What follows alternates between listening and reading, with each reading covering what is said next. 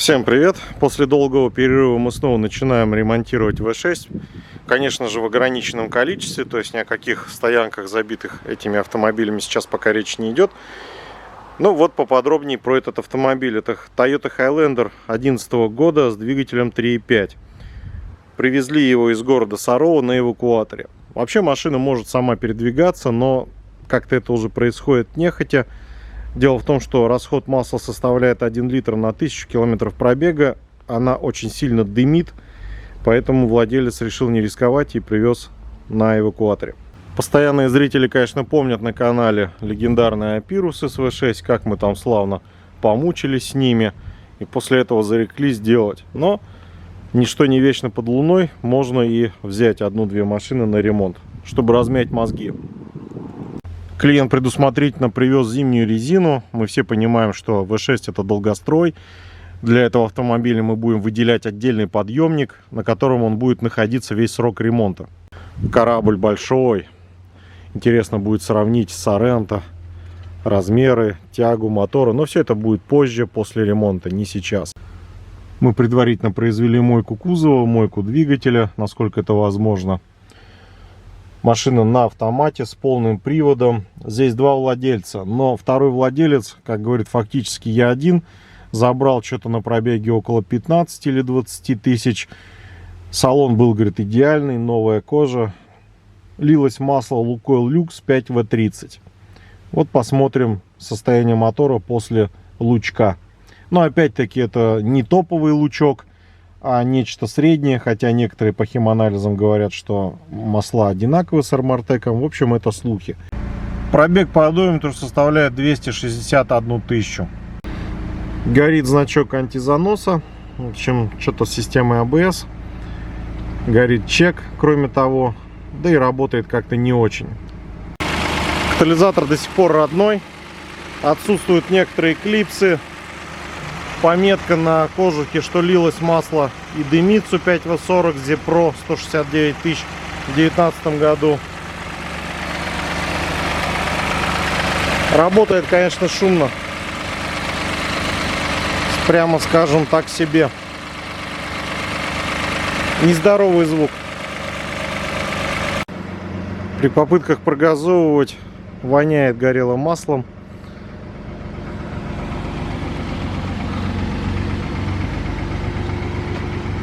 Посмотрим чек хотя бы по двигателю. Ну а дальше ребята потихоньку начнут снимать двигатель на подъемнике. Решил посмотреть сканером ошибки касаемо чек-энджина. Итак, 4 ошибки. 16-я ошибка: положение распредвала относительно коленвала, корреляция по первому банку, сенсор А, сенсор Б. 17-я ошибка. 18-я ошибка по второму банку, тоже по обоим сенсорам. Короче говоря, судя по всему, он видит, что ГРМ, цепь растянута, и все, ему это не нравится. Распредвалы относительно коленвала стоят не в заданных заводом положениях. Ничего хорошего нет, мотор изношен. Еще и ошибка по стабилизации горит, тоже надо разбираться. Будем смотреть. Демонтировали бампер, откачали фреон, 621 грамм был. Посмотрите, в каком состоянии основной радиатор охлаждения. Он сильно забит грязью и всякими мухами и прочим. Там, соответственно, кондиционерный уже снят, а это вот основной. Такое, конечно, оставлять нельзя. Тут стоит немножко объяснить сроки. Вот смотрите, по уму мы занимаем подъемник, снимаем двигатель, и для того, чтобы выкатить автомобиль на улицу, на стоянку, мы должны все вот это вот собрать обратно. То есть, по сути, получается двойная работа. Но в данном случае с V6 у нас есть один подъемник, вот из этого количества, который мы выделяем на долгострой. Этот автомобиль здесь остается со снятым двигателем, разобранной ходовкой, снятым бампером до того момента, как будет собран мотор и установлен обратно. Это сэкономит определенное количество времени, труда и сил. Поэтому, когда люди звонят и спрашивают капитальный ремонт V6 и какие-то нереальные сжатые сроки, здесь остается только сказать, наверное, посоветовать искать контракт. Ну, в данном случае сроки все были обговорены с клиентом, поэтому быстро не будет. Итак, что мы здесь имеем?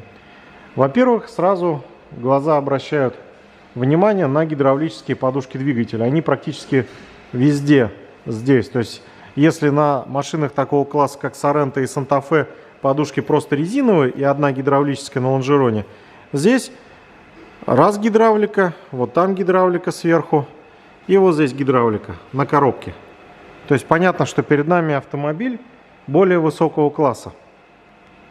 Класс, конечно, был бы выше, если бы вместо Макферсона спереди стояли двухрычажки. Но, к сожалению, они этому автомобилю не достались. А может быть и к счастью, потому что стоимость ремонта такой ходовой, конечно же, больше. Здесь уже производились некие работы, то есть полиуретановые сайлент-блоки стоят на рычагах. Это явно не завод. Ну, пока показать особо нечего. Будет более интересно, когда автомобиль отсоединится от подрамника и двигателя, и все это будет на нашем столе возлегать. Кат-коллекторы присутствуют. Клиент говорит, что катализаторы еще не удалялись. Есть керамика, но смотреть лучше не со стороны выпуска газов, а со стороны приема. Снят кардан. Вот здесь вот сразу течет масло, так что подставляем баклажечку, в которую оно капает. Ну, по уму будем, конечно, сливать это самое масло и заливать новое. Так, здесь находится второй кат-коллектор со вторым катализатором. Также течет обильно масло с двигателя. Вот там мы видим банджо-болт и некую магистраль масляную. Вот все это обильно залито маслом. Далее в полу располагается катализатор-дожигатель и идет единая трасса выхлопа до глушителя и далее. Раздвоенного выхлопа автомобилю не положено. Все-таки не спорткар. Запасочка висит. Рычаги, которые больше похожи просто на некие трубы. Коррозия уже на некоторых рычагах присутствует. Вот здесь так и подавно все уже начало отгнивать. Но гнить все это будет еще очень долго. В остальном так выглядит неплохо. Полуподрамник мощный, все остальное потоньше. Макферсон сзади, пружина совмещена со стойкой. Ну, больше смотреть здесь не на что. Наше дело все-таки двигатель. Им мы и будем заниматься. Ребята хотели поспорить на пятак, что снимут за полдня. Спорить не стали, но сняли за полдня. Да, тут еще разбирать и разбирать. Все это выглядит вот таким образом. Навесное. Трубки, провода. А потом двигатель поедет к нам на участок разбора. Тут такой момент, чтобы снять двигатель, отсоединить его от коробки, нужно снять раздатку. Но она упирается в кронштейн. Нужно снимать кронштейн. С каждой минутой видео становится все более интересным. Дело в том, что клиент просит отремонтировать коробку, разобрать, собрать ее попутно, потому что, говорит, впоследствии мне придется это все снова снимать, ставить. Ну, поскольку возможность такая имеется, почему бы и не помочь человеку попутно? Я думаю, что это можно сделать. Двигатель у нас отсоединен от коробки и углового редуктора. В субботу мы планируем заниматься его дефектовкой. Коробочку сейчас ребята тоже снимут с подрамника. И поедет она в соседний боксик. Ну, вот такая вот красота. Все течет, все льется. По-другому здесь никак не получается разбирать. Было несколько звонков по V6. Всем что-то надо очень быстро. Люди вообще не понимают специфики, что это в принципе быстро не делается, что это делается очень долго. То есть отдельный подъемник выделен для одного автомобиля. Можно сказать, лакшери обслуживания. Где вы еще найдете такое, чтобы отдельный подъемник, да персонально для человека был сделан. А вот здесь есть. Двигатель установили на кантователь. С кантователем, безусловно, работа с своеобразными моторами будет намного более удобной и приятной. Ну, что могу сказать? Алюминиевый блок, алюминиевые головки, 2 ГРФЕ, объем 3,5 литра. Посмотрел каталоги, есть ремонтные поршни, не оригинал, 0,25 росточка, 0,5. Так что вполне все ремонтируется и делается. Подобные моторы мы, по-моему, разбирали в уголке старьевщика. Там Lexus гибридный был. Так что в целом конструкция нам вполне знакома. Поршни 94 мм. Единственное, что по каталогу я обратил внимание, здесь толщина колец очень маленькая. 1,25 компрессионные и 2 мм маслосъемные. В общем, классика жанра говностроения. Что здесь интересного можно отметить? Актуаторы фазорегуляторов. И на впускных, и на выпускных валах присутствуют фазорегуляторы. Датчик положения распредвала, катушки. Здесь отвод антифриза, классическая схема. Между прочим, обратил внимание, что видео с V6 набирают меньше просмотров, чем простые рядные четверки. То есть людям такие моторы не сказать, чтобы сильно интересны массово. То есть люди знают про то, что расход топлива на таких машинах существенно больше, чем на автомобилях B-класса. Определенный контингент любителей этих автомобилей, безусловно, есть, но не столь массовый, как для тех же Rio, Солярисов и Вест. Вторая головка. Здесь тоже два актуатора фазорегуляторов. Вот они присутствуют. Это электромагнитные клапана. Видим по катушкам, что-то уже менялось. Катушка явно отличается от всех остальных. Подвод масла к актуаторам они сделали через банджо-болт. Вот такая вот трубочка металлическая. Масляный фильтр располагается вот здесь. Рядом находится датчик давления масла аварийный. Течет масло с банджо-болта, то есть уже шайбочки обжатые. Их нужно будет поменять. Ну, такие расходники, как ролики, там помпы, это уж само собой будем менять. Не стоит экономить на мелочах. Находится вот здесь вот теплообменник, трубками подвод масляных магистралей к фильтру осуществляется. От теплообменника трубки идут к распределителю антифриза. Это датчик положения коленвала, который считывает импульсы с реперного диска. Впускной ресивер снят, его мы посмотрим чуть позже. Там резиновые прокладочки, топливные рампы пластмассовые. И вот они, форсунки распределенного впрыска. То есть это никакой не джедай, ничего. Хотите удивиться от ценников на неломающуюся Toyota? Зайдите на дром. Да, многие ценники на тачки, которые висят по полгода, далеки от адекватности. Но Toyota за хорошую цену обычно быстро уходят. А не проворонить вам поможет подписка. Просто берем, находим Highlander и жмем кнопку «Подписаться». И первыми узнаем о свежих предложениях в вашем регионе. Тем более на дроме можно всегда увидеть, собственник ли продает, а заодно почитать интересные отзывы, из которых можно узнать очень много интересного о машине от владельцев, которые не являются сектантами Toyota. Все написано приятно, понятно и простым языком. Так что идите на дром по ссылке в описании и подписывайтесь на Highlander. Демонтирован коллектор. Под ним наблюдаются металлические прокладки в количестве 2 штук.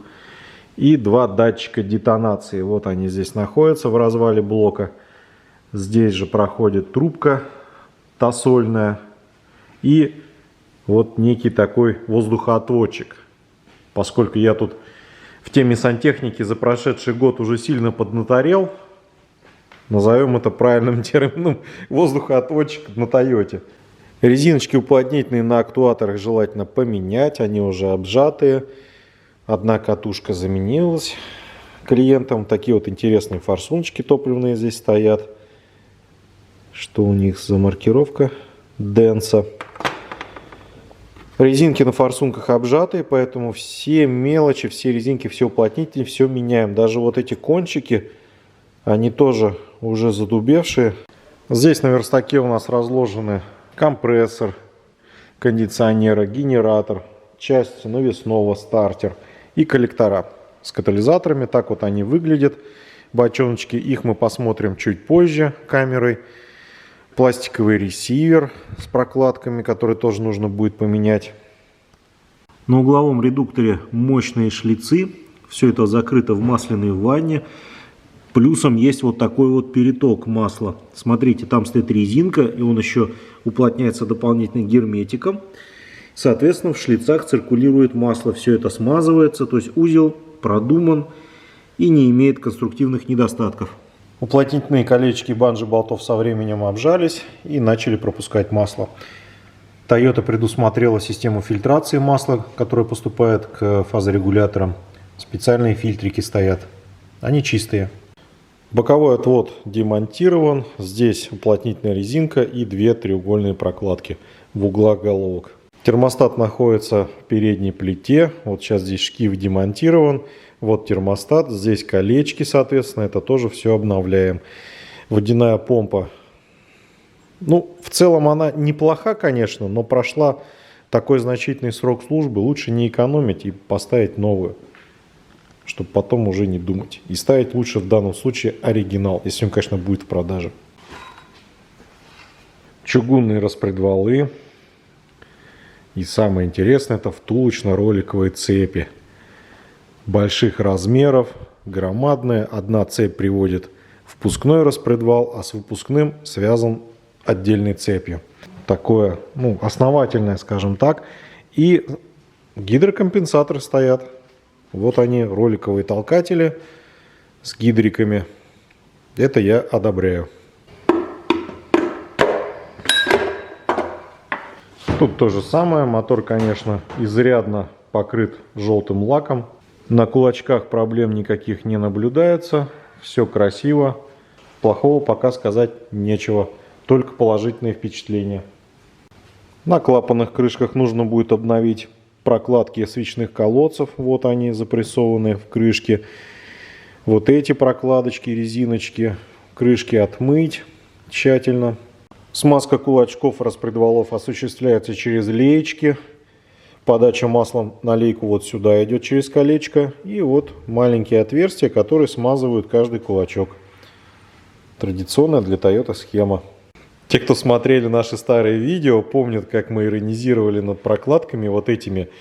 По-моему, в Toyota Auris или что-то подобном, или 1ZZ. Я сейчас уже не помню, но постоянные зрители помнят, в форме чего там были эти прокладки. Но вот здесь что-то этого инженера, видимо, не допустили. И решили не делать такие провокационные прокладки. Они вот обычные, в виде восьмерки. Помпа вот такой замысловатой формы. Здесь находится металлическая прокладка.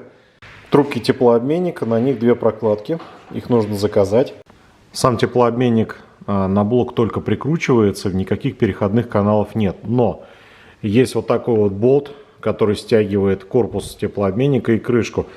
Мы думаем, вот это место сейчас разберем, потому что если там стоит резиновое какое-то кольцо уплотняющее, оно от времени задубело и обязательно потом потечет. Лучше разобрать и поменять его. В теплообменнике некая кака из гуталина. Теплообменник служит своего рода каким-то отстойником. Здесь вот копится грязь. И резинку, конечно же, лучше будет поменять. Она уже обжата. Масляный фильтр. Отдельный картридж в корпусе.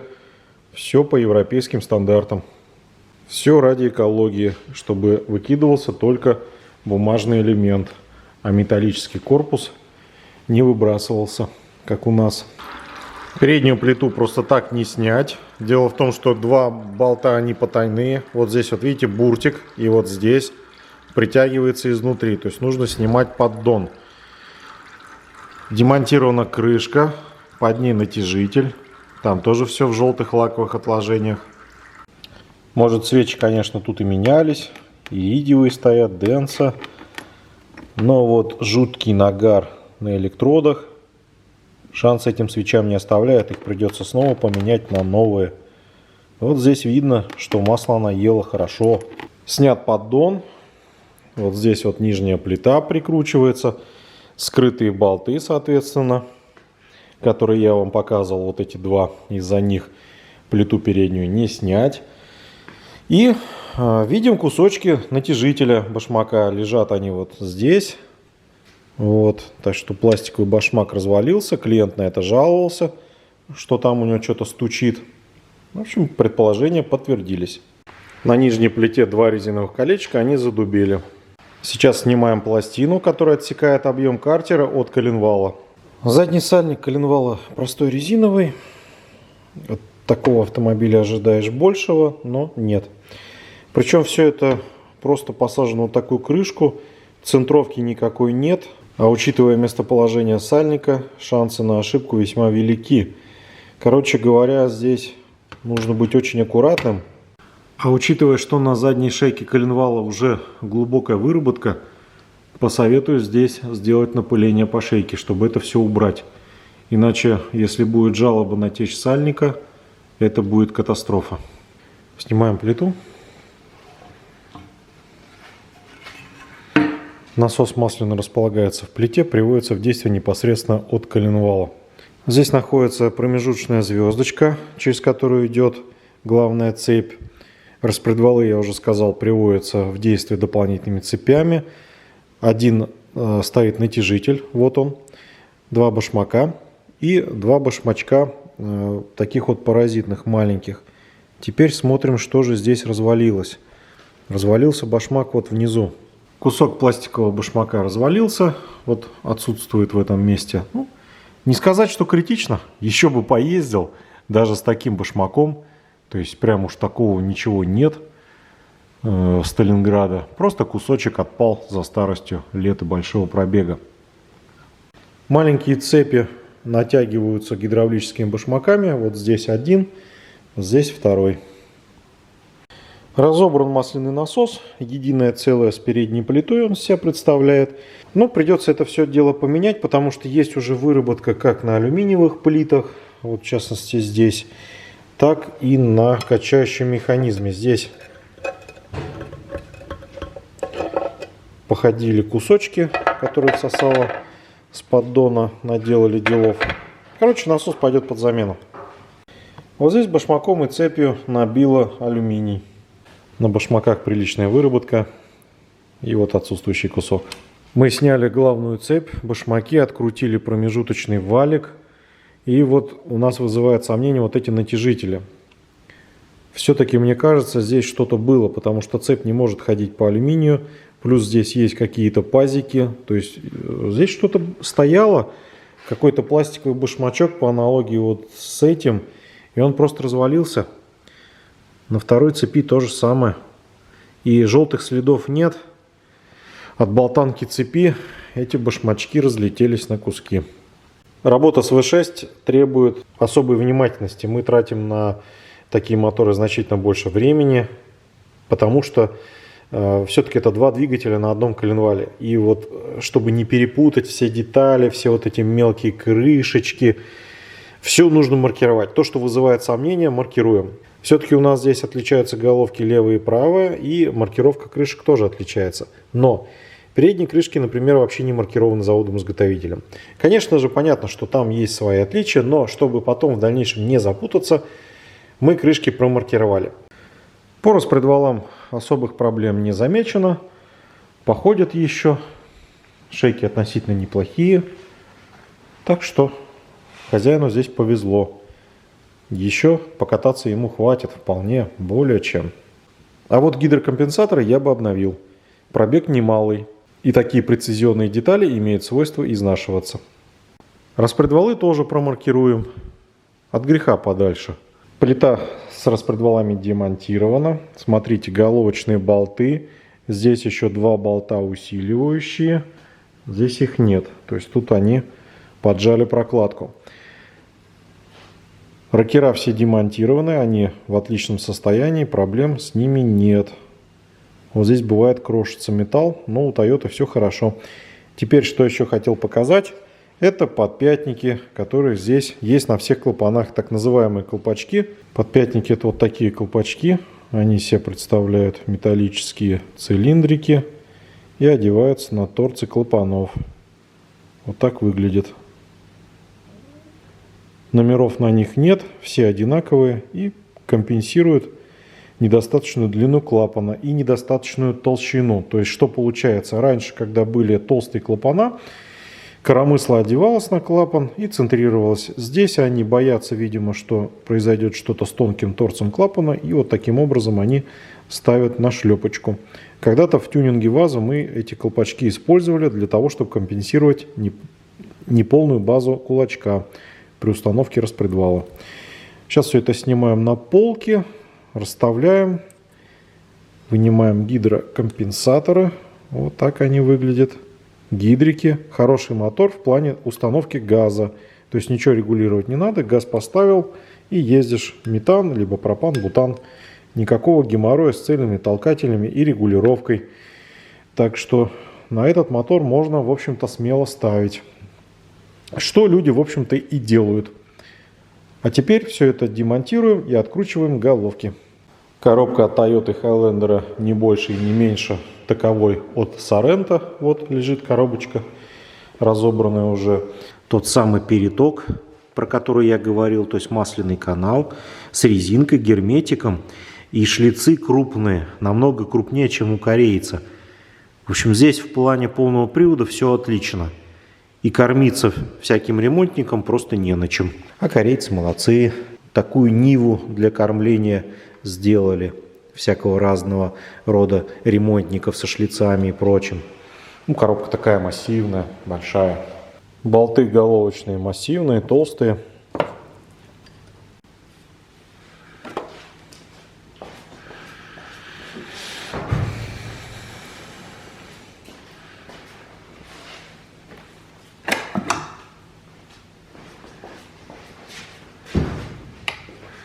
Поршня все в масляном нагаре. Прокладки металлические. Рубашка водяная открытая. Open deck. Есть сверление по диагонали. Вот они.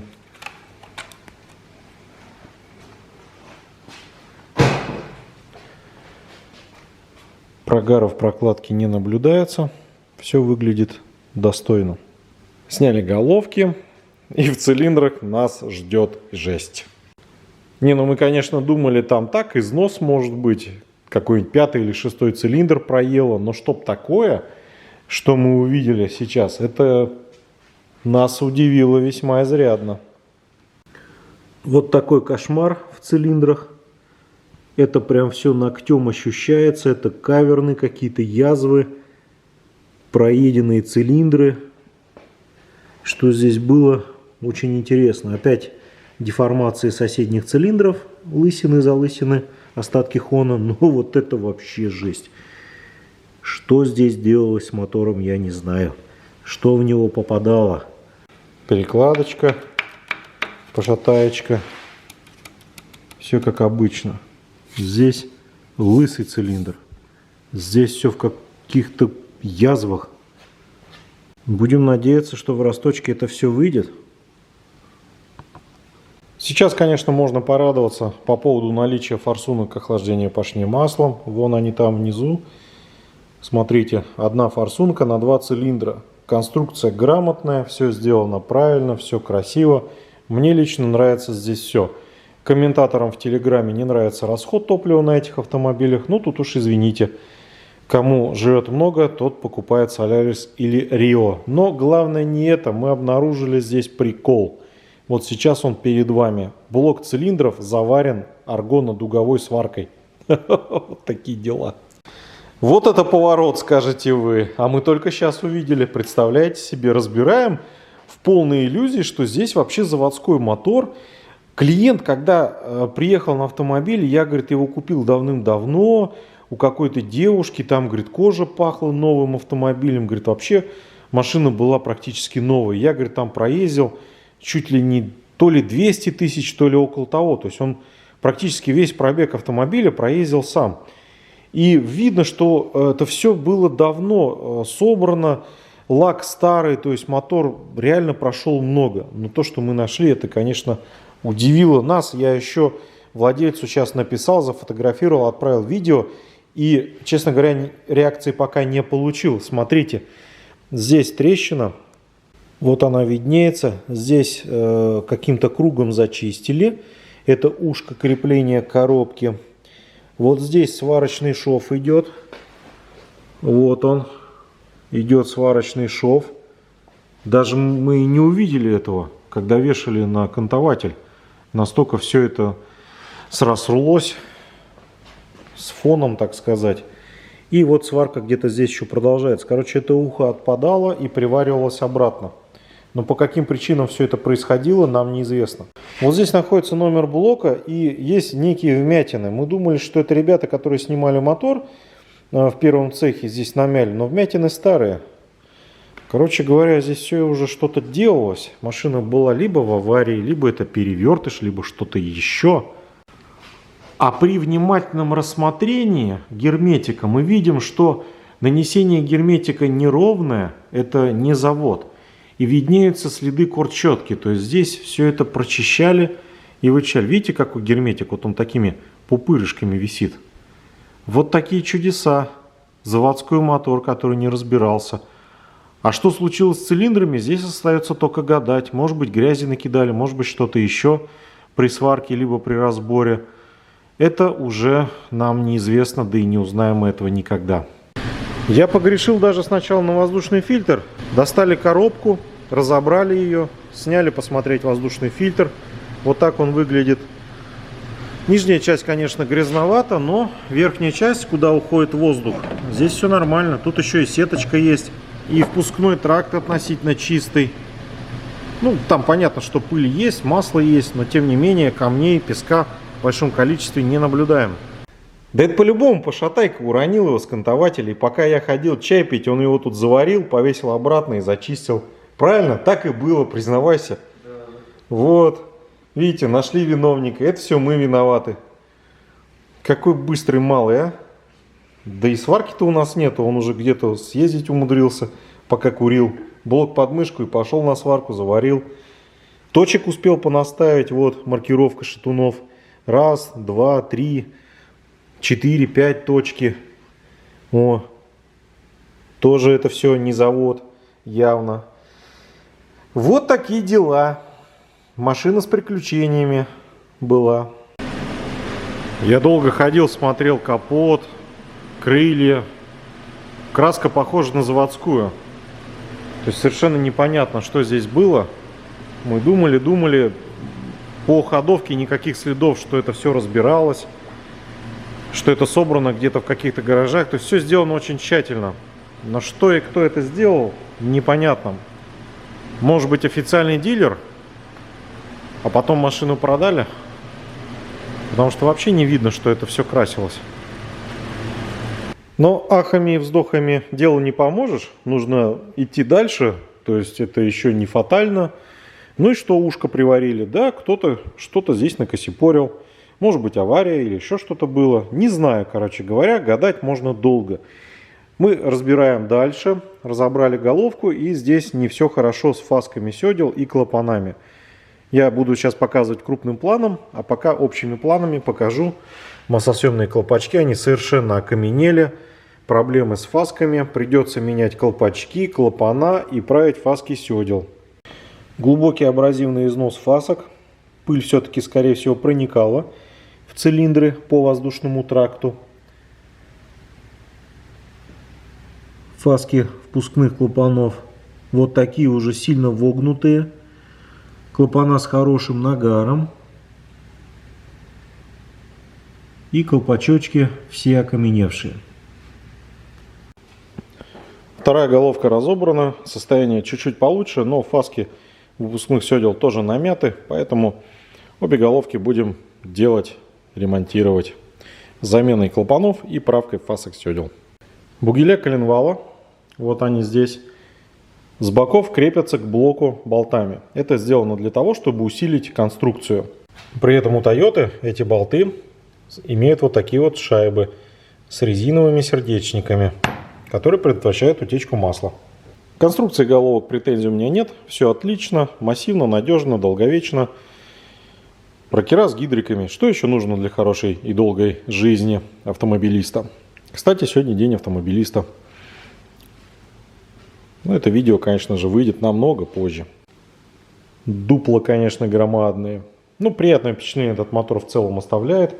По сравнению с теми же корейскими V6, там все как-то это удешевлено, спустя рукава сделано. Здесь все-таки видно, что люди думали о каком-никаком ресурсе мотора, и все-таки определенный дух марки здесь присутствует. В целом мотор мне нравится. Сейчас покажу поршневую. Разложили коленвал, поршни с шатунами, вкладыши, форсунки. На вкладышах шатунов есть полимерное покрытие, оно уже протерлось.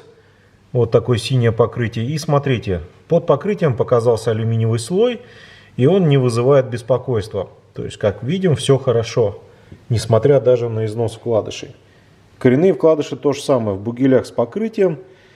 какой-то вот такой косой износ присутствует на них, а в блоке вкладыши без покрытия. А может быть, просто его стерло, хотя вряд ли.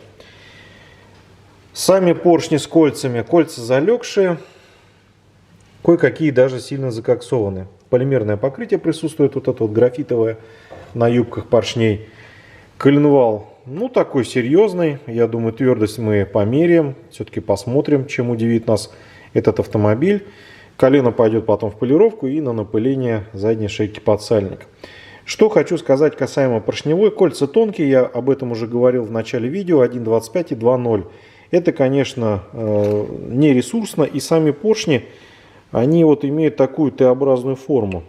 Шатун массивный, штифтовое соединение крышки, точнее говоря, центровка на штифтах. Такой поршень весь максимально уплощенный.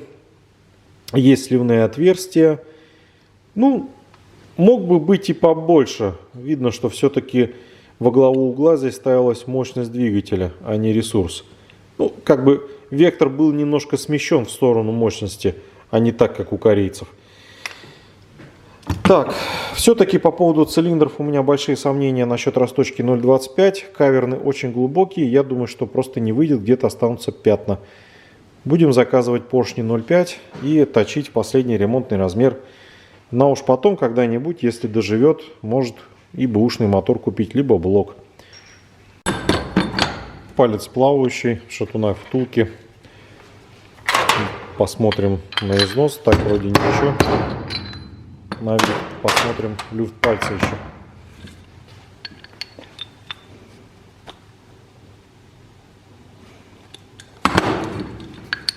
Люфта нет, пальцы сидят плотно. Вот Toyota делает вещи. Про мечту-то все уже и так понятно. Для многих она теперь несбыточна. Но тем не менее, начнем с корней. О, как звенит хорошо. 53,8, 57,8. Корня закалены. Лишних наколов делать не будем. Потом заполируется. Это все тут спрашивали. 57,0 на шатунной шейке. Молодцы тойотовцы. Да подсальник не буду мерить. Смысла большого нет. Вот корня до шатуны. Все, что меня интересовало. Ну, сыромятина вот здесь должна быть. Давай покажем. На этой шейке. Ну да, вот видите. Он не видит ничего. То есть это шейка сырая. Да, ну и правильно. А так все, что. Отличный коленвал. Вот здесь тоже сыро. Отличный коленвал. Все замечательно. Распредвалы большого смысла мерить нет. Все там будет нормально. У Toyota с распредвалами еще косяков, по-моему, не было. На моей памяти там разве что только полторашка была какая-то сырая. Там коленвал был сырой, но с распредвалами все было нормально. Короче говоря, все замечательно. Теперь осталось заказать запчасти, удивиться конечной цене. Еще будем делать коробку, а далее механообработка. Пока все. Посмотрели кат-коллекторы камеры. Катализаторы здесь стоят до сих пор, они не удалялись. Все хорошо, есть мелкие пятнышки какие-то, но, что интересно, крошек вообще нет, то есть керамика не сыпется. У самой керамики какая-то интересная форма, соты очень маленькие. Вот смотрите, какая-то форма сот такая интересная. Вот. По сравнению с тем, что мы обычно привыкли видеть, керамика отличается. И нет совершенно крошек, вот этого стирального порошка, который у многих бывает в коллекторах на азиатских повозках. Здесь такого нет. Я думаю, нет никакого смысла удалять катализаторы. Лучше их оставить как есть. Пускай радуется, ездит, не нюхает выхлоп. Все-таки 3.5 мотор, я думаю, будет пахнуть хорошо. У нас с дефектовкой все. Подготовили список на заказ запчастей. Будем составлять смету, согласовывать с клиентом. Коробка будет разбираться позже. Разбирается коробка от Highlander. Достаточно, надо сказать, агрегат грязный. Прилично воняет все это горелым маслом. То есть такая коробочка походила, собственно, как и мотор. Фильтр забит грязью и стружкой. Вот там все уже впечатано, испечатано. Вот это все продукты износа металлических частей. Стружка. Разобрано, отдефектовано. Масляный насос в хорошем состоянии, можно сказать, даже в отличном. Пакеты фрикционов будут меняться. Здесь есть следы подгоревших дисков. Гидротрансформатор будет ремонтироваться. Вероятнее всего, он и гнал такое количество стружки. Его нужно будет вскрыть. Это тоже делается. С этой уплотнительной резиночкой была проблема. Она деформирована и могла приводить к тому, что терялось давление вот на этом пакете фрикционов. Ну а здесь задняя крышка.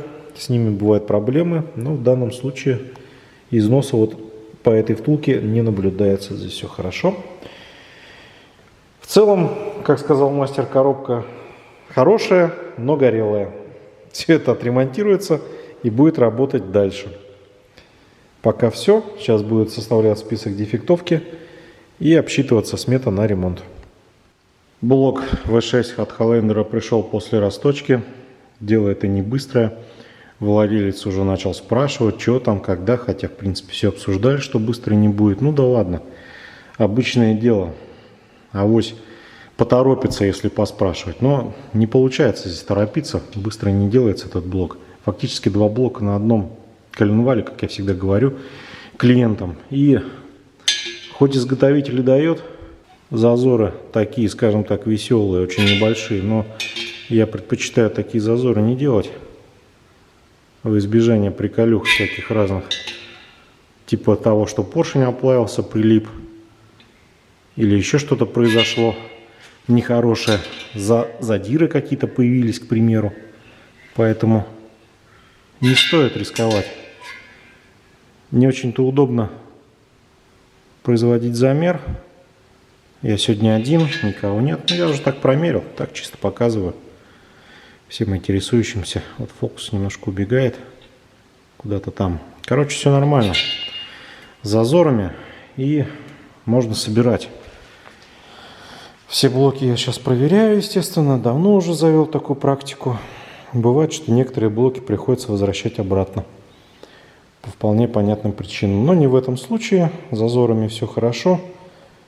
Пойдет на мойку. То есть еще раз будем мыть все это, промывать. А дальше сборочка. Вот у меня, смотрите, здесь поршни от разных моторов, разных лет. Какой мне больше нравится? Конечно, вот эта ведерочка. Ну, вот это все Т-образные извращения. Это NH, это FG, это, собственно, Highlander наш сегодняшний. А это старенький акцент, который бегал по 500, по 400 тысяч. Ну, как видим, чтобы у нас работа была, и машины к нам на ремонт ехали посвежее, лучше, конечно, ставить Т-образную поршневую. Быстрее кончится мотор. Таково мнение производителя, правда, у них свои соображения. Машина должна уехать в утилизацию и владелец пойти за новой. Но на новую денег сейчас нет у многих, поэтому чиним, починяем примусы. Я уже говорил, что в этом моторе мне не нравятся тонкие кольца. Мы ничего здесь не можем сделать другого, то есть никаких других вариантов нет. Приходится ставить то, что есть, то есть это кольца весьма тонкие. И на таком диаметре, конечно, это все очень печально в плане расхода масла после ремонта. Тут есть один лайфхак. Это уменьшение шероховатости хона. Об этом много раз темы поднимались. Ну и в данном случае тоже нам приходится различные блоки, где мы имеем проблемы с расходом масла. Например, вот эта козявка. И еще какой-то здесь стоит. Короче говоря, на этих блоках нам приходится делать мелкое зерно хона. Это требует определенных усилий. Скажем так, это определенная проблема в большинстве случаев. Но без этого будет проблематично. В данном случае шероховатость хона значительно снижена. Так что я надеюсь, с расходом масла после ремонта будет все хорошо. Коробка Highlander пока подвисает по сборке. Там дефицит каких-то прокладок, ремкомплекта. В общем, ремкомплект вроде бы как и был заказан, но занимается этим наш коробочник. Пока ждем этот самый ремкомплект. Кормят завтраками. То есть все дело идет к тому, что будет собираться двигатель, но по коробке пока тишина. Бублик, кстати говоря, разрезали. Накладка была весьма и весьма в печальном состоянии. Все-таки тяжелая машина увеличивает нагрузку на автоматическую трансмиссию. Вот сколько их уже здесь разобрано. Четко видно, что чем меньше машина в плане габаритов и веса, тем вольготнее живется автомату. А вот чем она тяжелее, тем более при наличии полного привода, тут уже нагрузки на трансмиссию совсем другие. То есть фрикционы не выдерживают, гидротрансформатор не выдерживает. Все это изнашивается весьма активно. Особенно если владелец редко меняет масло, либо вообще забивает на эту процедуру. Меняйте масло в автоматах, меняйте, хотя бы частичную замену делайте. Сегодня мы начинаем сборку двигателя Highlander. Блок вывесили на кантователь. Размеры я предварительно померил, вам уже показывал. Покажу цилиндры крупным планом. Все расточилось успешно. Использовали мелкозернистый хон из-за очень тонких колец. Теперь буду показывать, что у меня разложено на столе. Коленвал прошел мойку, полировку по шейкам, то есть он остался в номинальном размере. Сделали напыление под задний сальник коленвала, то есть восстановили, убрали канавку. Новые гидрокомпенсаторы оригинал. Это специальные обрезиненные шайбочки на боковые болты, которые притягивают к блоку бугеля и, соответственно, уплотняются резинками. Сальники. Практически все запчасти здесь оригинал, кроме некоторых моментов. Например, ремонтные поршни. Это, соответственно, заменители, потому что другого ничего нет. Цилиндры пришлось расточить в 0,5 ремонтный размер, то есть мы перепрыгнули через размер 0,25 из-за глубокого повреждения цилиндров. Фактически это последняя расточка, дальше либо гильзовка, либо замена блока. Но я думаю, этого ему хватит вполне, чтобы покататься. Посмотрите, какие шатуны, очень зернистые, прям такие земляные. Бабышки под пальцы тоже заужены, то есть опорная площадь под палец невелика. Вкладыши коренные тоже с вот таким антифрикционным покрытием, шатунные без него. Это уплотнительные колечки в клапанной крышке, роторы на масляный насос. Передняя крышка стоит очень дорого, и мы посчитали возможным заменить только роторы. Это оригинал, завод вот так предлагает, то есть в случае износа этих роторов или повреждения при более-менее годных крышках можно поменять роторы, качающий механизм. Фазорегуляторы тоже оригинал, завод. Поначалу мы думали оставить старые, но потом как-то подумалось, а если возникнут какие-то проблемы, что будем делать? Опять разбирать полмотора? Как-то не хочется, тем более фазики работали с ударами. Тем более там были ошибки по положению цепей. Понятно, что в этом во многом виноваты натяжители. Но не стоит рисковать. Пробег большой. Стоимость этих деталей не столь велика, чтобы на этом экономить. Естественно, новые цепи. Это тоже все оригинал. Помпа оригинальная. Тойотовская с маркировкой Aisin. И еще фазики. Натяжители, башмаки, болты головочные, звездочки. Звездочку заказал вот промежуточную, смотрите, на ней какой-то шумоизолятор стоит, вот такой обрезиненный. То есть где-то прям цепь на него ложится и, видимо, демпфируются какие-то звуки. Вот Toyota вот в таких мелочах мне очень нравится. Они всегда уделяют много внимания мелочам. Какие-нибудь корейцы бы не стали это делать. Там и форсунок в блоках у них нет. Не надо, зачем? 100-150 тысяч прошел и хватит. Что еще? Основная цепь у меня вот здесь вот. И самый важный момент. Все прокладки, все мелочевки, все обновляется. Посмотрите, сколько надо перелопатить каталог, чтобы заказать каждую прокладочку. Плюсом еще в комментариях вот здесь вот на стикерах я подписываю, чтобы потом, когда мы собираем двигатель, было удобнее и быстрее отличить, откуда какие резиночки. То есть время, потраченное при подборе и заказе таких запчастей, оно сокращает потом время сборки. Ну, в целом мотор по конструктиву несложный. Мне он понравился. Кроме, конечно, поршневой, здесь могли бы поработать получше. Но тенденция все-таки идет к одноразовым моторам. В общем-то все. Сейчас я приступлю к тому, что начнем монтировать коленвал и далее сажать поршневую. Коленвал протянут. И вращается просто замечательно. Посадил поршни по 2 штуки, после чего наживляем крышки. Ну, немножко тут монтаж посложнее, но в целом ничего такого серьезного нет. Все крутится замечательно. Собрали головки, притянули, установили комплект ГРМ, новые фазорегуляторы, новые цепи, башмаки. Так, теперь можно осмотреть метки. Метка вот здесь совпадает с приливом. Вот здесь вот приливчик и цветное звено. Далее на второй головке аналогично. Все сюда приходит вот на этот прилив. Здесь метка совпадает с одной прорезью. Здесь одна точка, там две. Ну, в общем-то, в интернете есть схемы, по которым можете собирать. Башмаки все установлены, натяжители. Вот отсутствующие пластмассовые звенья также установлены. Ну, они приходят вместе с новыми натяжителями, естественно. Здесь точка с цветной меткой на цепи. Дело движется к финалу. Плита передняя установлена, водяная помпа. Монтируется промежуточная плита, далее устанавливается поддон масляный. Практически мотор уже собран, навесное установлено. Была у нас небольшая задержка вот с этими резиночками, мы их забыли заказать. Ну, они оказались здесь в наличии в городе, ничего на герметик мазать не стали. День-два повисел на кантователе, и все, резиночки пришли. Поменяли сальники свечных колодцев, поставили новые прокладки. Мы практически на финише. Осталось еще собрать автомат. Последние штрихи. Резиночки установлены, клапанные крышки собраны. Все затянуто. На всякий случай заклеиваем порты впускные, выпускные, чтобы ничего туда не попало при монтаже мотора в машину. Сегодня у нас собирается коробка-автомат У-151 на Toyota Highlander.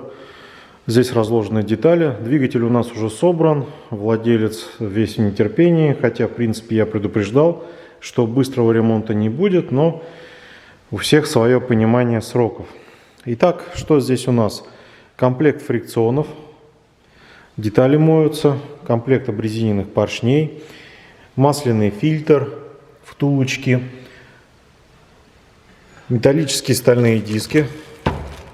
Под фрикционы, они сгоревшие были. И ремкомплект с сальниками, прокладками и различными резиновыми колечками. Корпус помыт, подготовлен на сборку. Также у нас здесь готов гидротрансформатор. В нем была сгоревшая накладка, ее поменяли.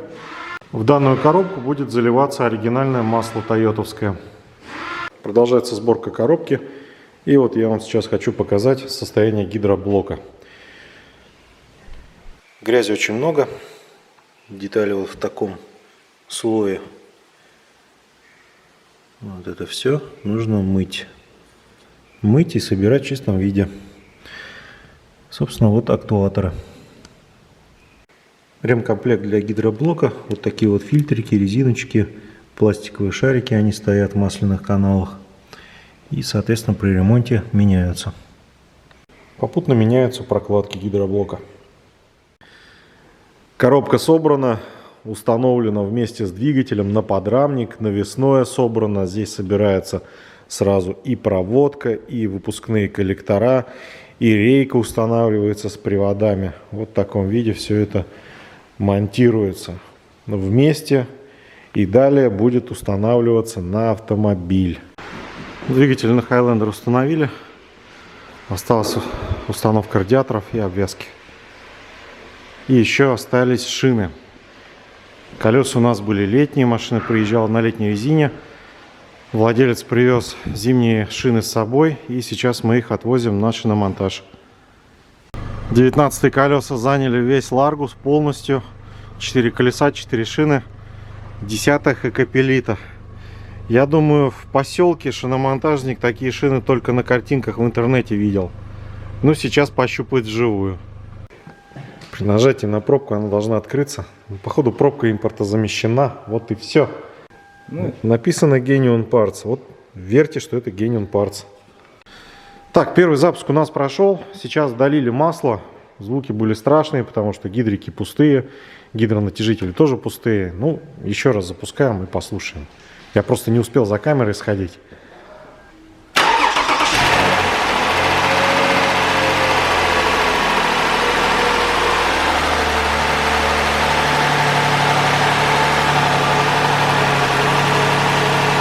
Все, остается прогревать, прокачивать. Также не забываем подписываться на Highlander на Дроме. Дром дает вам реальный шанс купить живую машину по хорошей цене. Автомобиль готов. Осталось последние проверки сделать и прокатиться, посмотреть, как едет этот автомобиль. Зимние колеса установили на автомобиль. Летние шины убрали в багажник.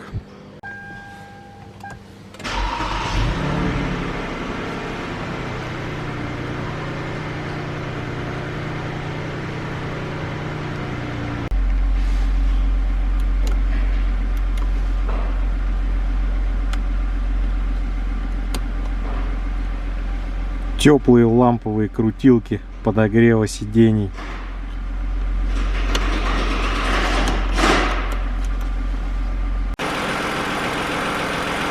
Работает ровно, тихо, очень мягко.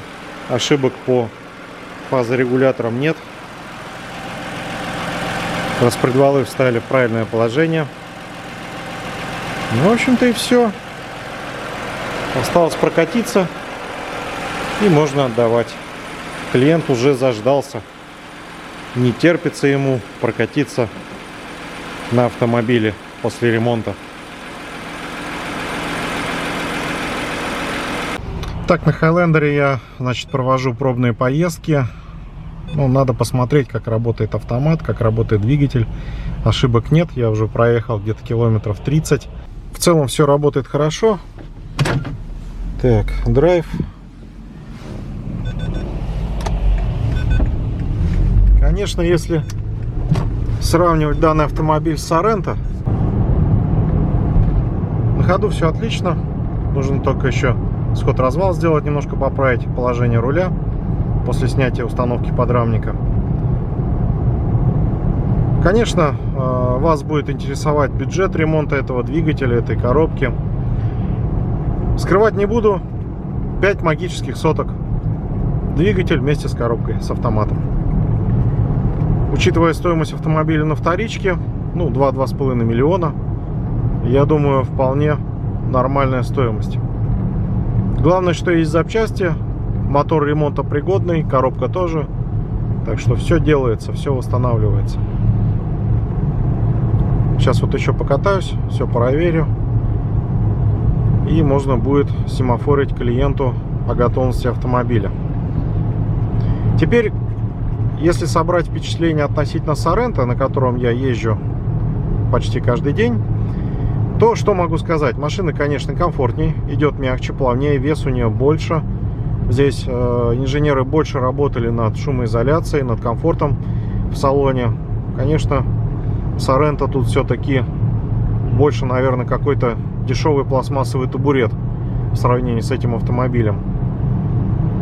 Нет, сравнение все-таки не в пользу Sorento, это однозначно. Про мотор я сейчас говорить ничего не буду. Понятно, что V6 и рядная четверка едут по-разному. Мотор приятный, комфортный в плане езды. Мотор мне здесь понравился. Хороший движок. И в плане конструктива есть, конечно, там недочеты по поводу толщины поршневых колец, по поводу Т-образных поршней, но, перефразируя одну известную фразу: я инженер, я так вижу. Так и здесь. Посчитали облегчить поршни для большей динамики и приемистости, облегчили. А так все хорошо. Для полного сервиса еще слили воду, с которой он приехал еще до зимы. Залили незамерзайку. Иногда люди звонят по поводу ремонта V6, спрашивают, какие сроки. Называешь им несколько месяцев, делают круглые глаза, охуют-ахуют, бегут дальше. Ну, ребят, это ремонт, это не контрактный мотор. Быстро он не делается. Ну, можно еще разве что обгончик изобразить для полной картины.